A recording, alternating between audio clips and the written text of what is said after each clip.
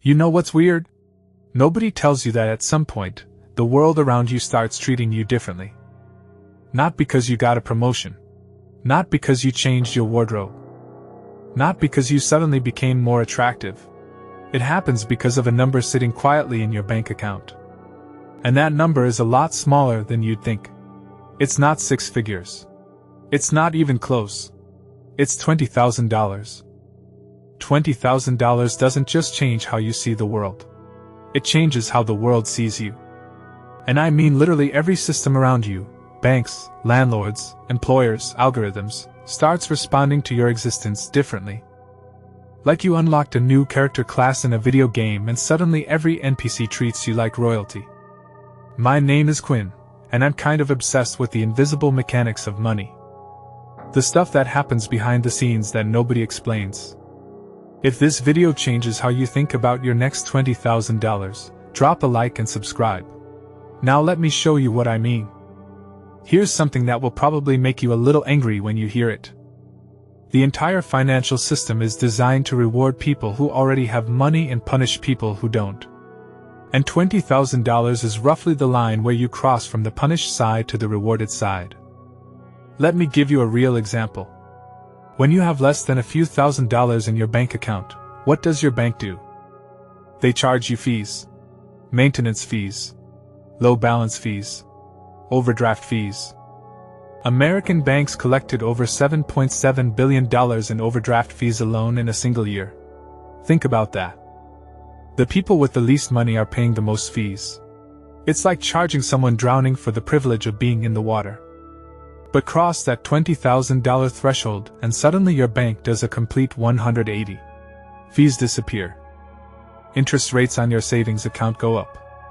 You start getting pre-approved offers for credit cards with actual rewards, cashback, travel points, sign-up bonuses worth hundreds of dollars. They're literally paying you to be their customer now. Same bank. Same you. Different balance. Completely different treatment. And it doesn't stop there. Have you ever applied for an apartment in a competitive market? Landlords in cities like New York, LA, or Austin will often get 20, 30, sometimes 50 applications for a single unit. You know what makes them pick one over another? Proof of savings. A bank statement showing $20,000 sitting there quietly beats a slightly higher credit score almost every time. Because to a landlord that balance says, this person won't miss rent. This person is stable. This person is low risk. You didn't get smarter. You didn't get more charming. You just had a number on a statement. And it opened a door that was locked for everyone behind you in line. Now here's where it gets almost unfair. Your credit score, that 3-digit number that controls more of your life than you probably realize, is heavily influenced by your average account balance and how long your accounts have been open. $20,000 sitting in your accounts improves both of those metrics. And a better credit score means lower interest rates on everything. Your car loan. Your future mortgage. Your credit card APR. We're talking about differences that can save you tens of thousands of dollars over your lifetime. So let me paint the full picture. Below $20,000, you're paying more for the privilege of having less money. Above $20,000, institutions are competing to give you better deals. It's like a video game where the difficulty setting automatically drops once your score hits a certain number. The game didn't change. The enemies didn't get weaker. The system just decided you're on the VIP list now. And here's the part that should make you furious and motivated at the same time. This information isn't hidden. It's just that nobody frames it this way. Every financial institution knows this threshold exists. They're counting on you not knowing it. But here's where $20,000 stops being about money and starts being about something far more valuable. Your time. And I need you to really sit with this one because it might be the most important thing you hear today. When you're broke, you pay for everything with time. Can't afford a mechanic? You spend your entire Saturday watching YouTube tutorials and fixing your car yourself. Can't afford to live close to work? You spend 2 hours every day commuting. Can't afford a decent laptop? You spend 20 extra minutes every single day waiting for things to load, restart, and crash. None of these feel like big deals individually. But let me run some numbers that will make your jaw drop. Let's say you're currently commuting 45 minutes each way to work because the apartments near your job are $200 more per month. That's 1.5 hours per day. 5 days a week. 50 weeks a year. That's 375 hours per year you're spending in a car or on a bus. Divide that by an 8-hour workday, and you just burned 47 full working days sitting in traffic. Now imagine you have $20,000 in the bank. That extra $200 per month for a closer apartment is $2,400 per year. You just bought back 47 days for $2,400. That comes out to roughly $51 per day. Where else can you buy a full day of your life for $50? But here's where it gets wild. What do you do with those 47 days? If you use even half of them to learn a new skill, build a side project, or get an additional certification, you could realistically increase your income by $5,000 to $15,000 per year. You spent $2,400 to potentially earn back $5,000 or more. That's not spending. That's arbitrage. You're trading cheap dollars for expensive hours and coming out ahead. This is what I call the time compounding loop, and nobody talks about it because it doesn't show up on any spreadsheet. Money buys time. Time builds skills.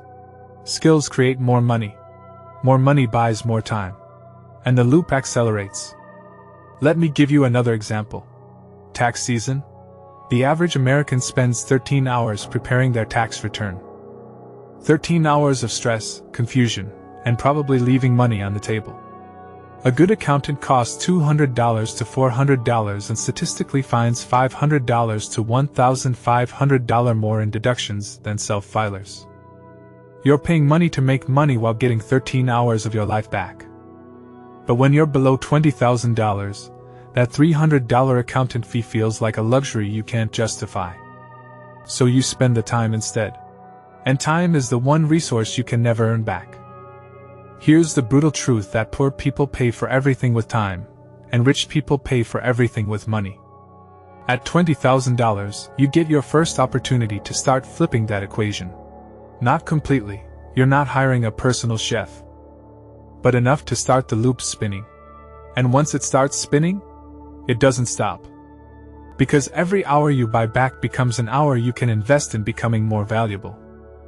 And the more valuable you become, the more hours you can buy. That's not just compound interest. That's compound life.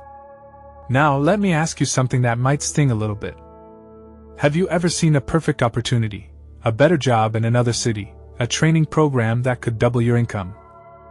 A business idea that just needed a small investment, and had to say no? Not because it was a bad idea, but because you literally couldn't afford to say yes? Below $20,000, you are geographically and professionally pinned. You can see opportunities on the map, but you can't get to them. You're like a character in an open-world game where 90% of the map is still grayed out. Let me put some numbers to this.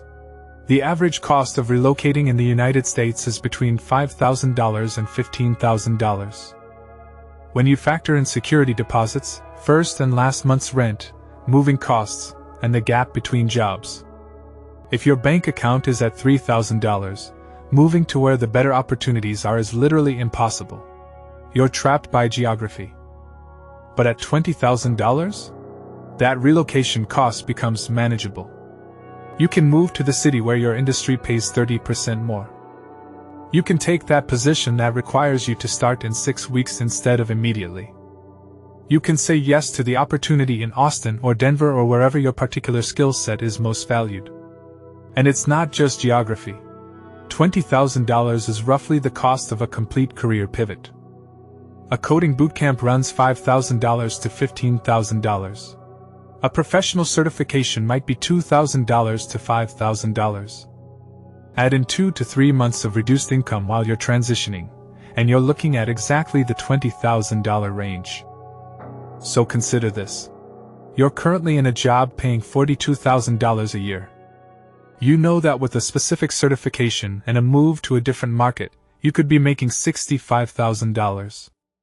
That's a $23,000 annual increase.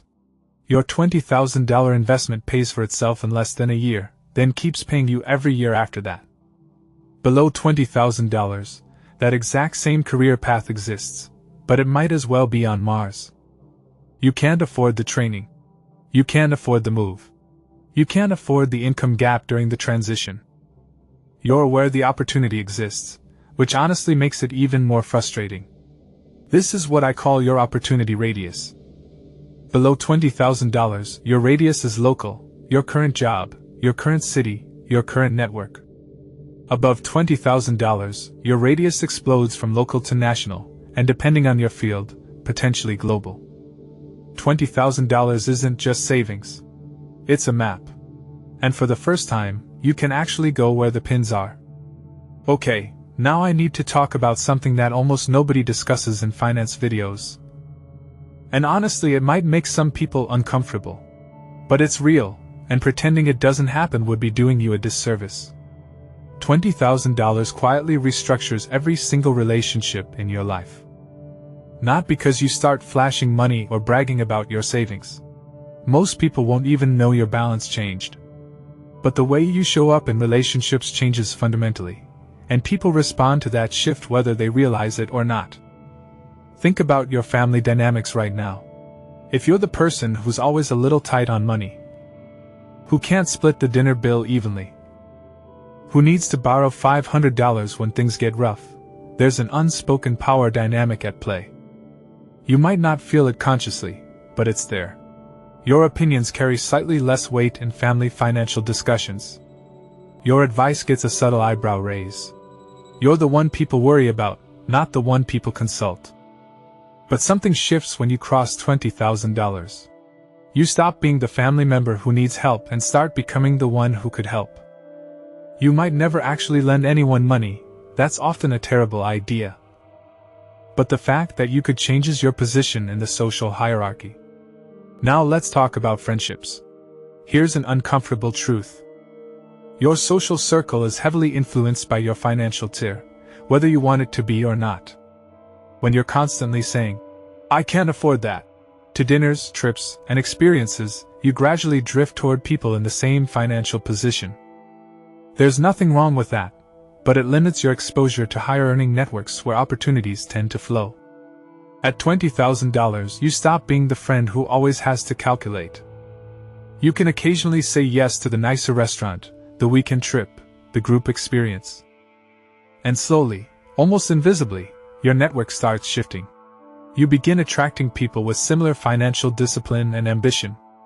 And those relationships create opportunities that you literally couldn't access before. Research in social psychology has consistently shown that financial stability is one of the strongest predictors of relationship satisfaction, not income stability.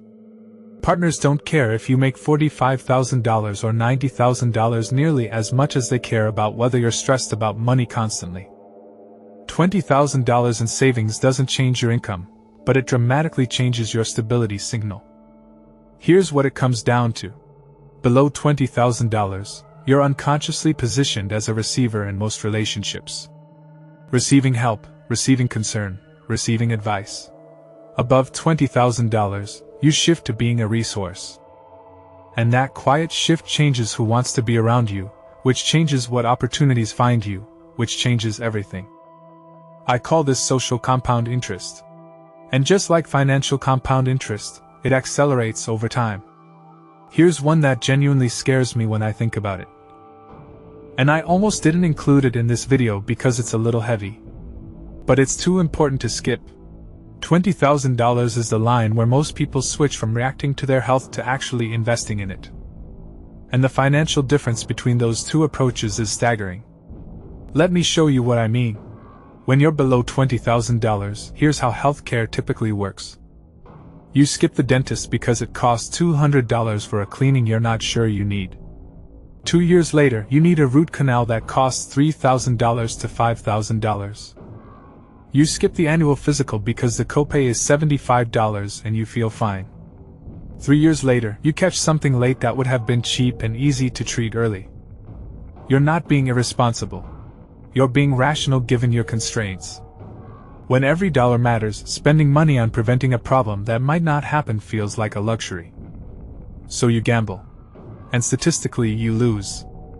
Americans who delay preventive care due to cost end up paying 3 to 5 times more in emergency and reactive treatment over their lifetimes. That's not my opinion. That's data from the National Institutes of Health. Now flip to life above $20,000. You go to the dentist twice a year. That's $400 to $600 total. You get your annual physical. $100 to $300 with insurance. You choose the insurance plan with the lower deductible because you can afford the higher premium. You join a gym, $50 a month. You buy actual food instead of whatever's cheapest. Total additional cost, roughly $2,000 to $3,000 per year. Sounds like a lot? Here's what it prevents. $5,000 root canals, $15,000 emergency room visits, $50,000 plus treatment for conditions caught late. And something you literally cannot put a dollar value on, years of healthy life. Here's the analogy that keeps me up at night. Below $20,000, your body is a car you're driving across the country. But you never stop for oil changes because you can't afford to lose the time or money. You just pray it makes it. Above $20,000, you start doing basic maintenance. And that car that was going to die at 120,000 miles? It makes it to 300,000.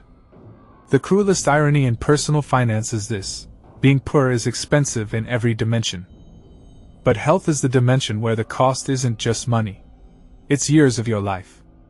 $20,000 doesn't make you a health guru, but it gives you the margin to stop gambling with the only body you'll ever have. Alright. This is the last thing I want to leave you with, and honestly it's the reason I made this entire video. Below $20,000, you are renting your life. Think about that phrase for a second. Renting your life. Every single month is a new contract with existence. Can I make rent this month?